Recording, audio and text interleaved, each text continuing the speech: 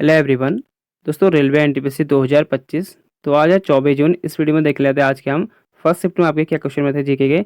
जिस भी एस्पिरेंट का एग्जाम था कमेंट में जरूर बताना है कि मेरा एग्जाम था क्वेश्चन ही आए थे, ठीक है। क्योंकि मैं अपने मन से कोई भी क्वेश्चन आपको नहीं बताऊँ, जो स्टूडेंट जो मेरे को क्वेश्चन भेजते हैं मैं आपको वही बताता हूँ और एक्यूरेट बताता हूँ। आप मेरी 5 तारीख से देख लो, 5 से आज आपकी 24 तारीख तक है।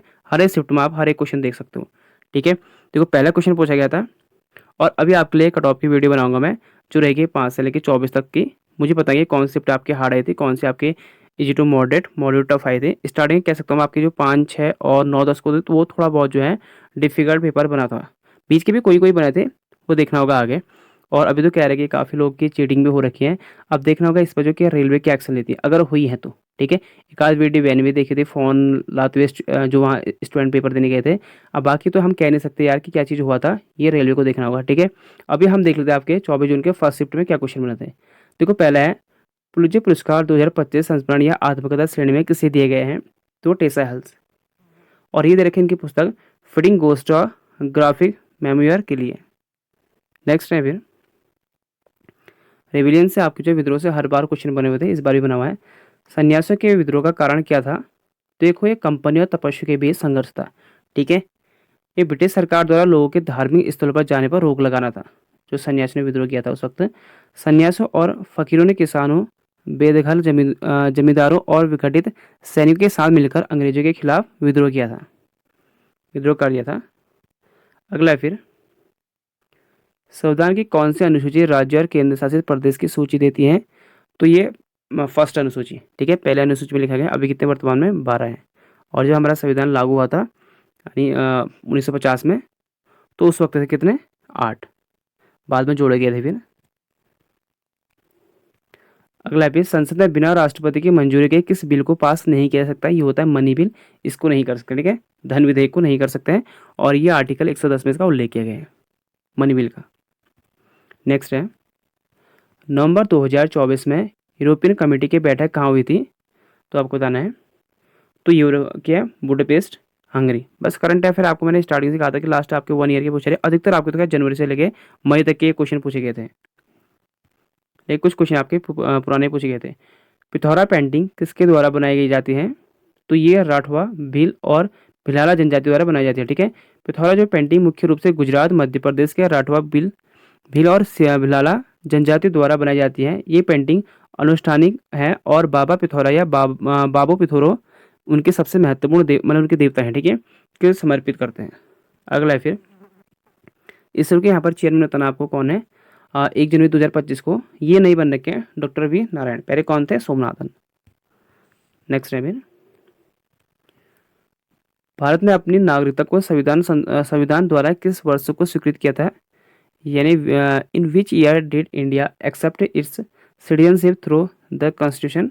तो ये 26 जनवरी 1950 को। इसने पता है कि हमारा देश भी जो क्या था, हमारा संविधान क्या लागू हुआ था, ठीक है, इम्प्लीमेंट किया गया था। संविधान के भाग 2 पार्ट सेकंड आर्टिकल 5 से 11 में नागरिकता से संबंधित प्रावधान है। संविधान के लागू होने के समय जो भी व्यक्ति भारत में रह रहा था उसे स्वतः ही भारत की नागरिकता मान लिया गया था। अगला है फिर, कौन सा स्तूप उस स्थान पर है जहां बुद्ध ने अपना पहला उपदेश सारनाथ में दिया था।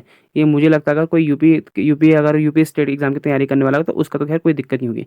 इस टाइप के क्वेश्चन जो होते हैं ना, जो बहुत ज़्यादा डीप पूछ लिए जाते हैं, ये आपको नहीं मिलेगा, ठीक है। ये धमेक स्तूप सारनाथ में है, ठीक है, धमेक स्तूप है। तो उत्तर प्रदेश में स्थित धमेक स्तूप वह स्थान है जहाँ बुद्ध ने अपने पहले 5 शिष्यों को अपना पहला उपदेश दिया था, जिसे धर्मचक्र प्रवर्तन के नाम से जाना जाता है। सारनाथ तो खैर सबको पता है, और ये कहाँ है, यूपी में, ये भी पता है, ठीक है। विशाल स्तूप है जो बौद्ध मठ के 8 सबसे महत्वपूर्ण तीर्थ में से एक है। ये कुछ कुछ ऐसे होते हैं, ऐसे एक बार पूछा गया था उत्तराखंड का जागेश्वर के बारे में पूछा गया था। जो स्टेट एग्जाम है, जो स्टेट वाले हैं उनके तो बहुत आसान हो जाता हो, लेकिन जैसे अगर यही है, अगर किसी और अगर और एग्जाम के तो कोई अगर अदर स्टेट कहना है तो उसके लिए टफ हो जाता है। तो कुछ क्वेश्चन इस टाइप के भी होते हैं। जैसे एक बार राजस्थान में पूछा गया था क्वेश्चन, 1606 में भारत में सबसे पहले कोठी स्थापित करने का श्रेय किसे जाता है। ये भी एग्जाम में आपको क्वेश्चन बन चुका है पहले, बस पूछने का तरीका चेंज कर रखा है। इससे पहले पूछा गया था और डचों ने जो है पहली बार जो अपना कोठी बनाई थी, यानी पहले कारखाना बनाया था, कहाँ बनाया था, तो ये मछलीपट्टनम बनाया था। और यहाँ पूछा गया कि पहले कौन था। अगर आपको यकीन है तो मेरे कल की वाली वीडियो देख सकते हो आप, जो मैंने कराई थी आपको 23 तारीख को, उसमें मैंने आपको सभी कराए थे और वहाँ भी क्वेश्चन बना हुआ था। ठीक है, तो डच ईस्ट इंडिया कंपनी की थी। 1605 में आंध्र प्रदेश के मछलीपट्टनम में अपनी पहली फैक्ट्री उन्होंने बनाई थी। अगला है फिर, राष्ट्रीय अंतरिक्ष दिवस भारत में किसके जन्मदिन के अवसर पर मनाया जाता है? तो देखो 23 अगस्त को क्या होता है, नेशनल स्पेस डे मनाया जाता है। इस बार सेलिब्रेट कर रखा है क्योंकि 23 अगस्त को क्या किया था, चंद्रयान 3 की चंद्रमा पर सफल लैंडिंग की याद में मनाया जाता है। ठीक है, और ये साउथ पोल पर की गई थी और भारत फर्स्ट इसमें कंट्री बन चुका है जो साउथ पोल पर जो सॉफ्ट लैंडिंग करता है। ठीक है, ये भी एग्जाम बन चुका है कि किसमें सॉफ्ट लैंडिंग। 1960 से 1965 के दौरान भारत की औसत आयु लगभग कितनी थी? तो अप्रोक्सीमेट कितनी थी ये? 46 से 47 वर्ष तक। ठीक है, और वही 1947 में थी, ये थी 32 वर्ष थी। और जबकि आज जो है ये 70 वर्ष हो चुकी, यानी आदमी के रहने की जो आयु होती है, ठीक है, एवरेज। कोई इसमें 50 भी रहता हुआ है, कोई 80 भी रहेगा, कोई 90 भी रहेगा, लेकिन हम जो एवरेज निकालेंगे वो हो जाएगा आपका 70 अभी। फिर नेक्स्ट क्वेश्चन है, भारतीय रियासतों में अंग्रेजों को समानता निम्नलिखित में से किस नामों से संबंधित किया जाता है? जो उस वक्त कौन थे, प्रिंसली स्टेट थे। तो देखो ये उस वक्त कहते थे, अंग्रेज भी कहते हैं गवर्नर जनरल, कर्नल या हुकूमत, या फिर हुजूर, अंग्रेजी हुकूमत, विदेशी शासक। अधिकतर आपने देखा कि अंग्रेजी हुकूमत बोलते थे या विदेशी शासक बोलते थे। और कोई कोई जो गरम दिलाते वो कब्जा करने वाले बोलते थे, जैसे शब्द का उपयोग किया जाता था। ठीक है, भारत में भौतिक बाधाओं के कारण सबसे कम जनसंख्या घनत्व वाले क्षेत्र मुख्य रूप से कौन से हैं? तो लोएस्ट पॉपुलेशन डेंसिटी है, तो ये हिमालय क्षेत्र, पश्चिम राजस्थान और पूर्वोत्तर के कुछ हिस्से। ठीक है, ऑप्शन में देखना क्या पूछा, देखो हिमालय में क्या होता है, अधिक ठंडा होता है, तो इसके वहाँ क्या होता है, कम रहती है जनसंख्या। पश्चिमी राजस्थान, वहाँ देखो पानी कम है, और पता है कि आपको पानी की वजह से कम कम हो कि वहाँ भी लोग क्या होता है, कम बसना चाहते हैं। और पूर्वोत्तर में क्या होता है, वहाँ कनेक्टिविटी कम होती है, जो ईस्ट साइड के हमारा है वहाँ कनेक्टिविटी कम है और जंगल भी बहुत ज़्यादा है, तो इसकी वजह से भी लोग क्या है, प्लेन्स में आते हैं, तो ये भी रीजन रहता है। नेक्स्ट है फिर, स्वतंत्रता के समय भारत की साक्षरता दर क्या थी? What was the literacy rate of India at the time of independence? तो 18% उस वक्त थी। और वहीं 1991 की बात करें तो हम 52% जब ये हुई थी आपकी 1951 में। और अभी अकॉर्डिंग 2011 सेंसस, तो ये 2011 के अनुसार 74%। और 2025 में जो अभी हो तो नहीं रखी है, लेकिन 21 में होनी थी लेकिन हुई नहीं। लेकिन 2025 में सर्वे बताता है अभी है भारत की जो है लिटरेसी रेट ये 80.9%। और वहीं अगर आप महिला की बात करें तो महिला की 9% थी। ठीक है, और 1947 में। तो ये 21-24 के बीच कृषि क्षेत्र के लिए केंद्र सरकार ने कितने रुपये आवंटित किए हैं? तो 1.22 लाख करोड़ रुपए का रखे थे। अगर वहीं 2024-25 के बजट के अनुसार कहेगा तो 1.52 लाख करोड़ रुपए का प्रावधान कर रखा है। ठीक है, अलॉट कर रखे इतने। नेक्स्ट है, तोपखाना मुख्य रूप से किस राजवंश से संबंधित थे? तो आपकी ये आर्टलरी जो थी कौन सी डायनेस्टी से संबंधित थी? तो ये मुगल राजवंश से। ठीक है, बाबर को भारत में तोपखाने की शुरुआत करने का श्रेय दिया जाता है। उसने क्या किया था, 1526 में पहली बार पानीपत की लड़ाई में इसका प्रभाव ढंग से इस्तेमाल किया गया था। और मुगल काल में तोपखाने के प्रमुख अधिकारी, ये भी याद करना। ठीक है, तोपखाने के जो आर्टलरी होते हैं उसके अधिकारी को क्या कहते हैं, मीर आतिश या दरोगा ई तोपखाना। एग्जाम में आपसे हमेशा क्या पूछेगा, मीर आतिश ही पूछेगा एग्जाम में, मुझे लगता है, क्योंकि दरोगा ही तोपखाना क्योंकि आसान हो सकता है, तो इसलिए वो मीर आतिश और दरोगा ही तोपखाना, दो के दो आपको याद करना है। नेक्स्ट है फिर आपसे शेड्यूल से क्वेश्चन बना हुआ है, भारतीय संविधान की छठी अनुसूची किससे संबंधित है? तो what does the sixth schedule of the Indian constitution relate to? तो देखो असम, मेघालय, त्रिपुरा, मिजोरम राज्य संबंधित है। यहाँ क्या थे, ऑटोनोमस डिस्ट्रिक्ट काउंसिल के माध्यम से जनजातीय क्षेत्रों के स्वशासन को सुनिश्चित करती थी। ठीक है, ये आपके चार याद करना, असम, मेघालय, त्रिपुरा, मिजोरम। ये 8वें शेड्यूल में इनको जगह दे रखी है। ठीक है, 6 शेड्यूल में, छठी अनुसूची में। नेक्स्ट पूछा था कहते एम की पावर 0, एल की पावर 1, डी की पावर -2 किसका विमीय सूत्र है? ठीक है, इसका डायमेंशन बताना आपको फॉर्मूला। तो ये था एक्सलेशन का, त्वरण का। यहाँ पर एम क्या हो जाएगा आपका मास, और एल हो जाएगा यहाँ पर लेंथ, और टी हो जाएगा यहाँ पर टाइम। नेक्स्ट है फिर पूछा गया आपको यहाँ पर DFCCIL dedicated front corridor corporation of India limited, तो ये कब हुआ था, कब फॉर्म हुआ था? तो कंपनी अधिनियम जो एक्ट बना था 1956 में हुआ था। ठीक है, महिला हॉकी इंडिया लीग 2024-25 का उद्घाटन संस्करण कहाँ आयोजित किया गया था? तो ये हुआ था वीमेन हॉकी इंडियन लीग, तो ये रांची, झारखंड। अगला क्वेश्चन पूछा गया था फिर 2025 में आयोजित राजनीतिक समुदाय का छठा शिखर सम्मेलन कहाँ आयोजित किया गया था? तो अल्बानिया की राजधानी तिराना। ये एग्जाम मुझे लगता है कि दोबारा रिपीट हो रखा है। नर्मदा नदी के उत्तर में कौन सा पठार है? तो मालवा का पठार, मालवा प्लेटू।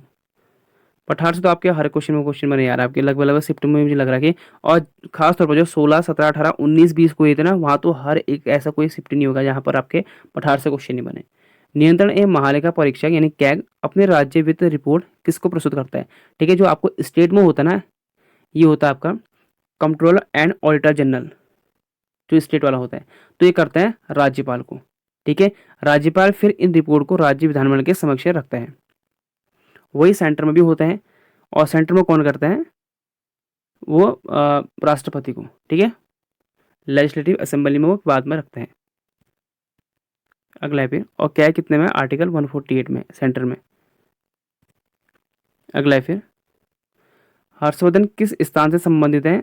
तो हर्षवर्धन देखो कन्नौज से संबंध है, क्योंकि कन्नौज इसकी क्या थी? कैपिटल थी, राजधानी थी, और थानेश्वर भी इसकी राजधानी थी। थानेश्वर के साथ साथ कन्नौज को भी अपनी राजधानी इसने बनाया था, क्योंकि इसने क्या किया था? थानेश्वर और कन्नौज दोनों को मिला दिया था इसने। ठीक है, दोनों को मिलाने के बाद तो इससे संबंधित क्या होगा? इससे दोनों से संबंधित है। आप देखें कि ऑप्शन में क्या थे? तो कन्नौज और थानेश्वर दोनों से संबंधित है, और दो के दो इससे कैपिटल थे, यानी राजधानी थे। अगला है फिर, भारतीय चार्टर्ड अकाउंटेंट संस्थान के 2025-26 सत्र के लिए अध्यक्ष किसे नियुक्त किए गए हैं? तो सीए यानी चार्टर्ड अकाउंटेंट चरणजोत सिंह नंदा को अपॉइंट कर रखा है। नेक्स्ट है फिर, थार मरुस्थल का कुल क्षेत्रफल कितना है? तो अप्रोक्सीमेट जितना है ये तुम्हारा 2 लाख स्क्वायर किलोमीटर। यह मरुस्थल भारत और पाकिस्तान दोनों में फैला हुआ है, और इसे क्या कहता है? ग्रेट इंडियन डेजर्ट के नाम से भी जाना जाता है। ये भी एग्जाम बन चुका है, ग्रेट इंडियन डेजर्ट किसे कहते हैं? तो ये थार मरुस्थल, और एग्जाम में ये बन चुका है कि कहाँ कहाँ फैला हुआ है। इससे तो खैर कम से कम यार 5 से 6 क्वेश्चन बन चुके हैं, अलग अलग टाइप से वो क्वेश्चन बने हुए हैं। अगला है फिर, वर्तमान में नागरिक उड्डयन महानिदेशक के महानिदेशक कौन है? तो director general of civil aviation, तो ये हो जाएंगे फैज अहमद किदवई। फिर है, अपरकेस अक्षर बी का ASCII मान क्या है? तो इसका हो जाएगा 66 होते हैं इसके। ठीक है, 66 होते हैं इसके। देखो ये क्वेश्चन आपका जो इनपुट और आउटपुट से भी बनाता है, इनपुट और आउटपुट के फंक्शन से। देखिए एक्चुअली मुझे पता नहीं है क्या क्वेश्चन में था, अगर आपका एग्जाम था, अगर आप एग्जाम दे के आ रहे हो तो पता नहीं कि क्या क्वेश्चन में था। ठीक है, देखो इनपुट और आउटपुट में आपको दोनों बता देता हूँ होते क्या है। देखो इनपुट होता है, input refers to sending data into the computer. क्या करता है? वो कंप्यूटर में कोई भी डाटा सेंड करता है। सपोज आपने कीबोर्ड में कुछ चीज टाइप किया तो क्या होता है? वो अंदर छप जाते हैं। तो वही होता है कि क्या करता है? Sending data into the computer, यानी कंप्यूटर में क्या करता है? डाटा सेंड करता है। और आउटपुट क्या होता है? And output refer to receiving data from the computer. ये कंप्यूटर से कोई भी अगर डाटा रिसीव करना होता है, जैसे आपको मैं फॉर एग्जांपल से देता हूँ। जैसे आपको देखो इनपुट डिवाइस क्या होता है? Keyboard, mouse, microphone, scanner. अगर आप कुछ भी कीबोर्ड में लिखोगे या माउस से कुछ करोगे तो क्या होगा? आपको कंप्यूटर में क्या होगा? डाटा आपको देखने को मिलेगा। वहीं अगर आउटपुट क्या होता है? आप क्या करोगे? प्रिंट अगर कर रहे हो तो क्या होगा? यानी क्या होगा? क्या होगा? आउटपुट, क्योंकि प्रिंटर क्या है? एक आउटपुट है। तो क्या होगा? Output refer to receive data from the computer. अगर आप कुछ चीज़ को प्रिंट करोगे क्या होगा? हमें कंप्यूटर से वो प्राप्त होगा। ठीक है, तो ये होता है आपका इनपुट और output. Input refers to sending data into the computer, and output refers to receive data from the computer. ठीक हो गया, और इनपुट ही हो जाएंगे, आउटपुट ही हो जाएगा। और दिल्ली के यूजीसी से भी आप क्वेश्चन बना था। अब ये भी मुझे पता नहीं कि एग्जैक्ट क्वेश्चन क्या बना था। दिल्ली में यूजीसी से भी एक पता नहीं क्या क्वेश्चन बना था, अगर था तो एग्जाम आपका बता देना। ठीक है, तो ये थे आज के आपके फर्स्ट शिफ्ट में।